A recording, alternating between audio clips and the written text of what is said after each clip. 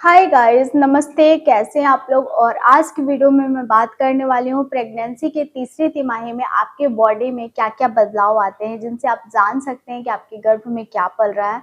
Pregnancy की तीसरी तिमाही में ऐसे तो प्रेगनेंसी में बहुत सारे बदलाव आते हैं। ट्राइमेस्टर आगे बढ़ते जाते हैं वैसे वैसे आपकी बॉडी में बदलाव आते हैं। और कुछ बदलाव ऐसे होते हैं कि जो आपकी प्रेगनेंसी में आप खुद लाते हैं ताकि आपका बच्चा सेफ रहे, आपकी प्रेगनेंसी हेल्दी रहे।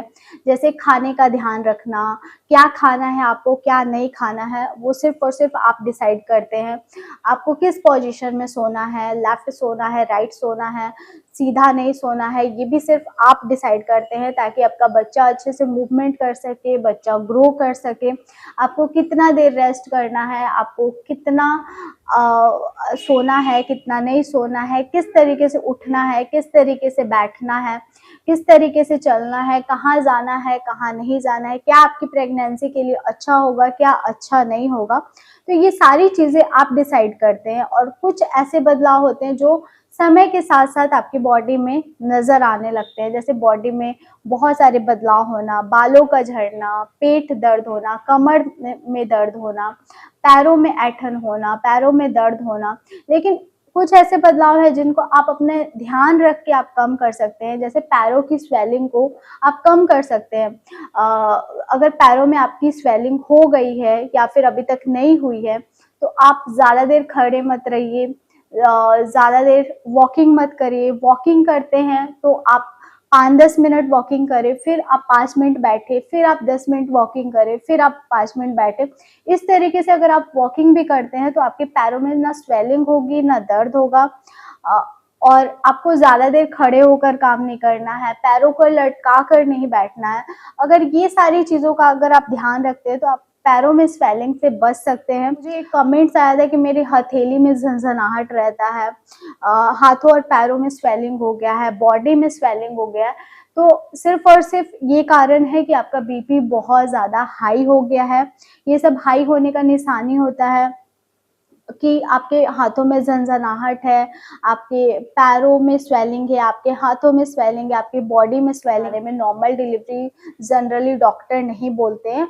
तो आप एक बार अपने डॉक्टर से ज़रूर कांटेक्ट कीजिए कि आपका इस तरीके का प्रॉब्लम हो रहा है। तो वो हो सकता है कि जल्दी डिलीवरी करा दे, या फिर अगर मेडिसिन से कंट्रोल हो जाने वाला है तो वो मेडिसिन देंगे।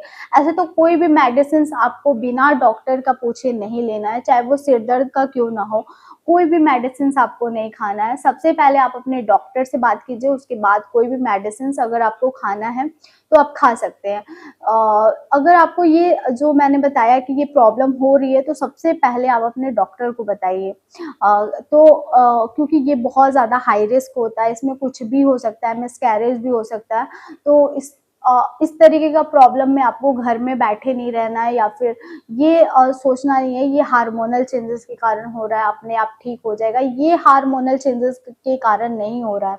झनझनाहट हार्मोनल चेंजेस के कारण नहीं हो रहा है, ये आपका बीपी की वजह से हो रहा है। आपके खाने पीने में कंट्रोल करने की ज़रूरत है। आप चाय को बंद कीजिए, आप कॉफ़ी पी रहे हैं तो कॉफ़ी को बंद कीजिए, तेल मसाले वाली चीज़ें खाना बंद कीजिए। तो ये सारी चीज़ें जब आप कंट्रोल करेंगे तो आपका बीपी भी कंट्रोल में आ जाएगा। लेकिन सबसे पहले आप अपने डॉक्टर से डाइट अच्छा है, आप डाइट अच्छा ले रहे हैं, तो ये सारी चीज़ें एक टाइम थोड़ा देर रेस्ट करने के बाद ठीक हो जाने वाली है। पैरों में ऐंठन आपकी बॉडी में विटामिन्स का कमी होता है जिसकी वजह से होता है।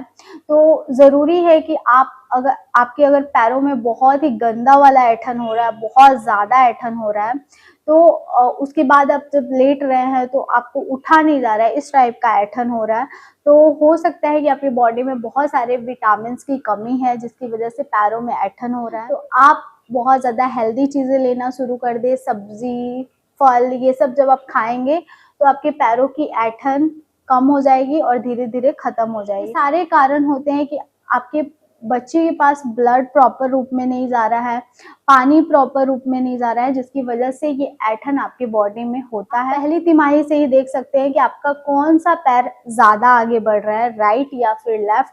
अगर राइट पैर आगे बढ़ रहा है तो लड़का होने का निशानी, अगर लेफ्ट पैर आगे बढ़ रहा है तो लड़की होने का निशानी है। पहले के ज़माने में जब बूढ़े बुजुर्ग हुआ करते थे, पहले तो कोई ये प्रेगनेंसी किट भी नहीं होता था, तो जब गर्भवती लेडी जब चलती थी तो उसका पैर देखा जाता था। अगर राइट पैर ज़्यादा उठने लगता था तो लोग जो बूढ़े बुजुर्ग हैं वो अंदाज़ा लगाने लगते थे कि हाँ, मतलब खुशखबरी है, लग रहा है, क्योंकि राइट पैर उठ रहा है। तो पैर देखने से ही वो समझ जाते थे कि हाँ, मतलब बच्चा होने वाला है। बच्चा क्या होगा ये भी सिम्टम देख के वो जान जाते थे, क्योंकि वो बहुत सारे लेडीज़ को देखते थे, तो जिससे उनको अंदाज़ा लग जाता था कि हाँ, क्या होने वाला है। ऐसे अभी भी हाँ, मतलब अगल-बगल में मैंने देखा हुआ है कि मतलब बहुत सारे लोग ऐसे हैं जो नज़र की वजह से, क्योंकि नज़र इज़ रियल, नज़र बहुत रियल होता है, मैं भी मानती हूँ। तो 3 मंथ बाद ही बताना लोग स्टार्ट करते हैं कि हाँ, प्रेग्नेंट है, क्योंकि उससे पहले तो पेट भी पता नहीं चलता है, तो लोग इतना बताते भी नहीं हैं। घर वाले को बता सकते हैं, जो बहुत ज़्यादा करीबी हैं उनको बता सकते हैं, लेकिन सबको नहीं बताया जाता। लेकिन जो बूढ़े बुजुर्ग होते हैं, अगर गर्भवती का राइट पैर ज़्यादा उठने लगता है, तो उससे वो जान जाते हैं कि वो प्रेग्नेंट है या फिर नहीं है। तो अगर आप देख लीजिए कि अगर आप राइट पैर आपका ज़्यादा उठ रहा है तो कहीं न कहीं आप अंदाज़ा लगा सकते हैं। अगर लेफ्ट पैर आपका ज़्यादा उठ रहा है तो कहीं न कहीं आप अंदाज़ा लगा सकते हैं कि आपको क्या होगा। कौन से ट्राइमेस्टर में है, आपके साथ क्या प्रॉब्लम हो रहा है, ज़रूर बताइएगा नीचे कमेंट बॉक्स में। आई होप आपको आज की वीडियो बहुत ज़्यादा पसंद आई होगी। अगर हाँ, तो मेरे वीडियो को थम्स अप ज़रूर दीजिएगा।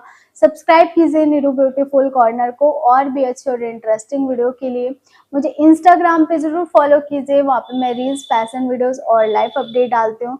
मैं कहाँ जा रही हूँ, क्या कर रही हूँ, सारी चीज़ें मैं इंस्टा पे पोस्ट कर रही हूँ। प्लीज़ मुझे फॉलो कीजिए। मैं प्रेगनेंसी रील्स भी डाल रही हूँ, तो वहाँ पे आपको बहुत मज़ा आएगा। अगर आप फॉलो नहीं करते तो बहुत सारा फन मिस कर देंगे। प्लीज़ फॉलो कीजिए।